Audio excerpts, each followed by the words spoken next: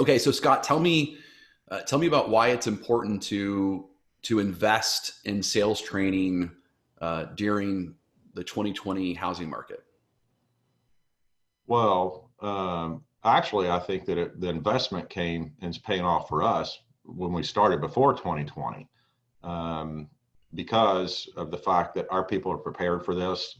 No matter what a downturn we could have had, even if it was an upswing, which we were all having a big upswing coming into 2020, and most builders' numbers are going to be pretty great. First quarter, as we know, they're going to be great. Second quarter, but it's really always about taking market share. So you want that best team out there that's going to present your product the best, solve issues that your customers are having, and not just taking market sales when they're going up. So at this point, we're looking at it that we're going to take share that's out there that other people are going to miss.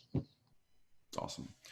What would you say is kind of the top one or two things that separates the Warrior Selling Program and the Leadership Sales Coaching Program from other training programs you've been a part of? It's continuous.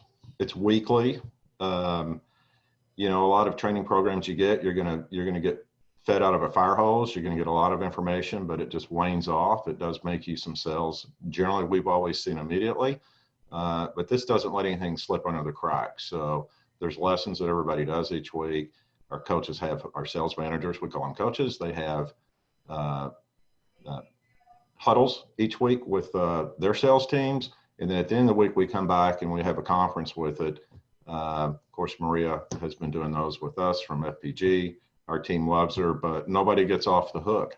And you learn, and then I guess show, do, right? And which is one of the great programs that I liked about it. So you really have to try it, you have to perform it. We come back in and talk about it, and then you just continue to add on from each step each week.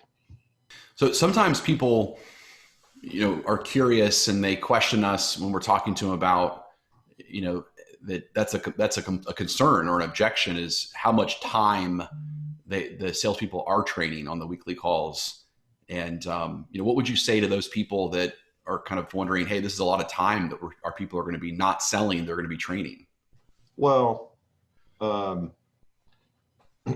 you're on stage performing, you're on the field performing, but if you really think about the professionals that are out there, they are doing more training than when they're performing. So you can break that time down and really look at whether it's video of yourself or it's working with somebody else on the team, just to perfect those skills. So I think anybody that's at the top of their game spends more time training than you do just running the marathon. Think of how much training you do to run a marathon. I've never ran a marathon. I have friends that have run marathons, but they spend more time training for that marathon than they do actually running the marathon. The other thing that's interesting that you may think about that, we're a very process-oriented company. I don't know your schedule on Saturday mornings, Jason. You may be up working out. Well, I know you work out, but I can tell you what, I get ready quicker and do the same thing during the week on my work days than I do on the weekends. And it just may take me longer just because I know I have more time. So we all have more time that we can compress if we're looking just to get that task done, and we can move to the next task. Everybody's got time in the schedule. What about the value of the leadership sales coaching program for your sales managers? I don't think the program would work without it. As you know, we have 3 coaches on our team, and they feed off of each other. But if they can't do it themselves, and incidentally, we have some that have come from sales, and we have some that have not come from sales, and they're all equally as good. But I think the biggest part about that is them understanding how to get rid of leashes with their team members. And once they've got that intact, they can really get out and work a whole lot better with their sales warriors, as we call them out in the field or out in the sales models and in the community. So I think if you go back and look at any team, you first introduced me to the book, The Score Takes Care of Itself. It's on Bill Walsh and West Coast football and so forth. And I think that if we didn't have our coaches in place, making sure that if you run an out pattern, and it's, 13 yards, you run 13 yards, you don't run 14, you don't run 20, you don't cut it a couple of yards short. And I think with that mindset in place, you can look at any great boxer, any great basketball team, and a lot of it does come back to the coach, right? They have to understand the talent of what they need to make market share. Talk to maybe the relevancy of the content compared to maybe other training programs you've had in the past. Well, as far as content goes, you and I had that conversation because I know that we're in our second year with you on this, maybe a little bit longer on that. And I'm always asking what's next. You've showed me what we're doing next, but there are steps that you go through. And it is crazy that how much content there is. And I didn't know, we didn't know what we didn't know. But as we get to look at that and going into the future, I know that we've got a lot that we can learn. I know that we have a lot that we can step up, and we just want to continue to raise the bar. So if the content's the same, I may get a little bit out of a book each time that I read it, right? A little bit more if you go back and read a book, or if you go back to the same training, I may know a little bit more about what's going on. You can still do this in this program with Learn-Upon. I can always go back and work on that, or say, hey, you slip back a little bit, let's do a few more calisthenics in that area, right? So let's do that. But I'm also working on something else that's just taking me a little bit further that we haven't gotten to yet. So it's refreshing, but you still always have to have the basics, of what you're doing. And sometimes you just have to go back to boot camp, right?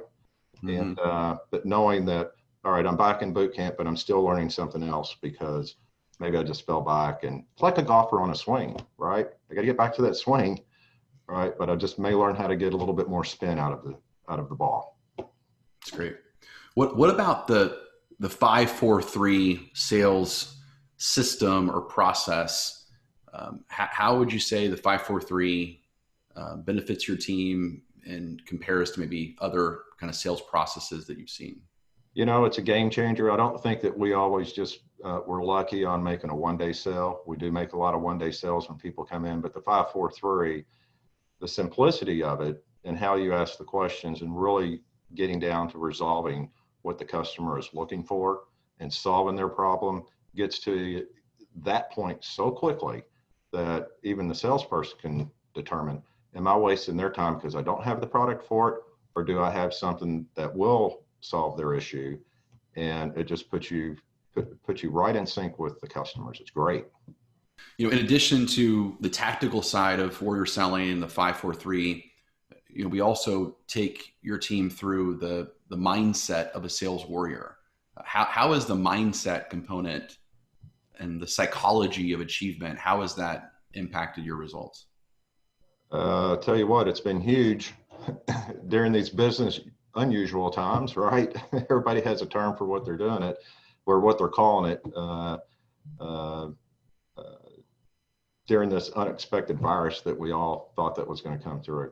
And there was a lot of fear that was out there. And I think the mindset of a warrior, really, you go back and you've honed your skills, you already have those. It helps you overcome any fears that you may have, and it allows you to move forward when other people may be retreating. It's a great step.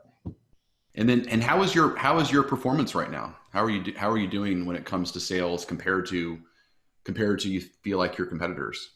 Our budget this year called for 457 closings throughout all our markets, and we have not backed off of that yet. We were actually a few sales above. We're in our 5th week of Stay Safe at Home. We are an essential worker in Kentucky and Indiana, so housing's open. We're doing one-on-one presentations in the models. We're doing virtual, all that. So we had to react to it. The first week, I think we had about a 68% drop, somewhere in the neighborhood of that. It was 5 weeks ago in sales. The next week, we were off like 30%. The next week, we were off 1 sale. This week, we just increased 30%, right? 33%, I guess, if I'm calculating the numbers correctly. Already this week, I'm at 5, right? That was reported through Tuesday of yesterday, right? And I think actually we'll probably be about 40 to 50% up this week. Our starts have not slowed down. Obviously, we're watching where people are with their jobs. People may get furloughed and so forth. We've got to work through those issues. But I tell you, we're taking market share out there. I know we are. How has the program impacted your recruiting? Well, we do recruiting nights, and there's let me, how can I say this? Because I'm certain some of my warriors are going to see this. We have a good team, right? But I know that as this passes, there are going to be people that are going to be looking for job changes and so forth. We do have 2 positions that are currently open right now. We do the recruiting nights. We were worried about how we were going to come through and do our recruiting night, and so we're going to go Zoom with those. And in Zoom, it's pretty cool because you can put people off in the different rooms. So whether we're going to do a game show or if we're going to work on 5-4-3 with the candidates that would be in the room, we can slide 2 off together and they can come through and present. And actually, it's the funny thing about it is like, well, you can either do good on video or you can't do good on video. So it'd be nice to see those people that come out of the box, as we're seeing those that are good at video chats, because you don't have to meet face to face, right? So awesome. Good. Has the program helped you in attracting a higher caliber of person? Yes, 100%. They see the success that our salespeople are having. They see the enjoyment that they get out of the job, right? So it does. So we have people that come and say, put me on the list. We can do something. We're like, fine. We'll get you in here. Next recruiting night, you can come in. And it's interesting. And it's, a lot of word of mouth, a lot of referrals, a lot of friends, of the current salespeople that just call and say, hey, I'd like to go do what you're doing. How has the program impacted your culture? When we first started the program, it was probably a separation, between maybe production and back office, being drafting, estimating, and so forth. And they felt a little bit left out, but as we came through time on that and pulled in, hey, these are our philosophies, these are the mindsets that we have. This is our playbook. It's really gelled very well with them. So they understand that we're here. It's a 3-legged stool, right? You have customer, you have production, and you have a salesperson, right? Superintendent, customer, salesperson. Anytime one of those legs fall out, the whole thing falls apart. Our customer satisfaction has gone up. Our referral rates have gone up. Our testimonials have gone up. And I think that it just gels those teams together a whole lot better. And then final question, to me, one of the things that I've always said is that there's no such thing as a business problem. There are only personal problems that affect our business. And so I'm interested if you've noticed how the program has impacted your leaders or your sales warriors, like personal lives, like how has it impacted them like personally, not just made them more money, but how has it changed like kind of their identity? Well, one of the things we learned through the program is we get everybody's why, right? So we have a sales central office here at corporate, and everybody puts down their why. So we get to hear, why are you working here? Why now? Why at Jagoe Homes? Why do you want to be on this team? What are you really looking to get out of it? And that just, it could be professional, it could be money, but most of it's probably family that they want to take care of. Most of it is a stress-free time because I've learned what I need to do, right? I just have to apply it. And that board there probably just is most encompassing directly to what your question is. And that's, it's an interesting program, and it's tearful, when people come through and they just kind of have a breakthrough and they're like, you know what, this is why I want to do this. This is why I want to continue with this. This is why I want to make myself better. right? Because my best self is going to be best for everybody around me, whether it's first and foremost, it's generally always family, but then it's the customer and how I'm in the community. Awesome. That's it. Thank you, Scott. No problem. That was perfect.